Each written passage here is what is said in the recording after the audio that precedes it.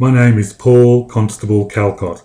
I'm a Wiradjuri man, I have a disability, and I'm a member of the First Peoples Disability Network Australia. I wasn't raised on country and I missed out on traditional ceremonies and initiations, but I'm still a proud Aboriginal man with a strong spirit. I live and work in the white man's world.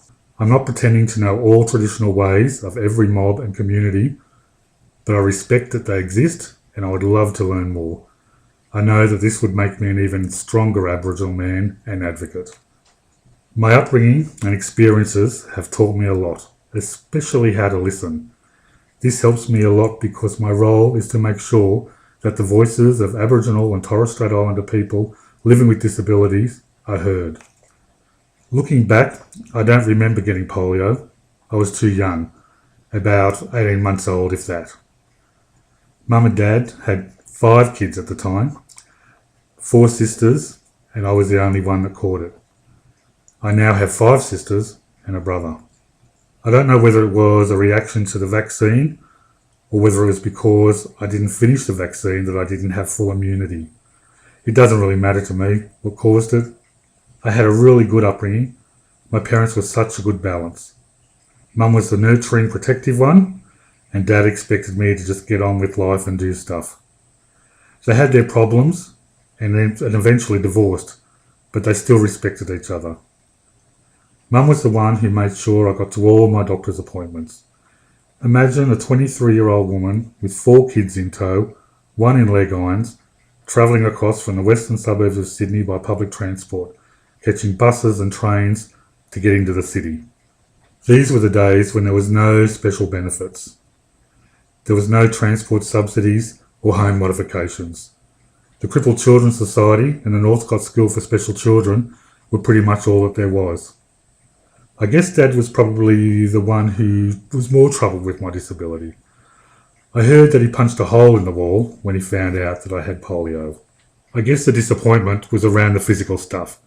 As an Aboriginal man, the way you usually show your manhood is through your physicality, through things like sport. Dad would take me places with his mates and their sons. I would see their footy photos and their trophies, and I could see the sadness in his eyes. I could see that this was how he would have liked to have related to me, but it was taken away from him. He had a disability of his own. He had lost his fingers, but this didn't stop him. He still built things. We didn't see him as having a disability. We just saw him doing things, but doing them differently. He didn't drive. He walked everywhere. He would carry me around with him and would give me a ride to school on his push bike. I remember living in a settlement wearing leg irons, Dad building me a billy cart and me having to wedge my legs in. Me on this 3-wheeler bike on top of a hill, 1 leg sticking out, 1 foot on the pedals, tearing down the street and straight into the neighbour's fence. I just kept on doing stuff to keep up with the other kids. I'm lucky I survived it all. Sometimes I hated having polio, the aluminium splints, the endless operations and time spent in hospital, the way people treated you. I sometimes wondered why me, but I guess I quickly learned to block all the negative stuff and focus on what I could do. I was never treated too differently from the rest of the kids at home. We didn't really have a word or a concept of disability in our family or in our culture. It wasn't such a big deal. If something didn't work, you just found another way. My family never talked to me about what I couldn't do. I never saw myself as disabled, just someone who found different ways to do things. I never got any special treatment at home, and I wasn't mollycoddled. I learned to figure out my own way to do things. I had to weed the garden, mow the lawns, like all the others. I learned to ride my push bike and eventually how to drive. I don't think I fully realised just how important my upbringing was until I was older and working in the disability area. I remember going to support a guy from the Spastic Centre in one of my earlier jobs. This guy had less of a physical disability than I have, but had been institutionalised and was not able to do the things that I was able to do. I believe I'm a stronger person because I was brought up and treated like all the other kids. Even today I do as much as I possibly can physically around the home. I do as much heavy stuff as possible and my partner never tries to stop me. Outside of the home was a different matter. It's funny what you remember. I used to notice that whenever I had operations and was in plaster, people would treat me differently. I think it's because they thought that what I had was only temporary. Growing up, my sisters were very protective, especially my older sister, the one who's closest to me in my age. I suppose she had seen me being picked on. She used to stick up for me and get into heaps of fights. She developed quite a reputation. The other kids soon learnt that if they didn't treat me right, they would have to deal with her. I'm lucky that my family and friends don't see my disability, and this is because I still do stuff like everyone else, and I do stuff for other people. Once when I was much older, my dad and I were out at the club.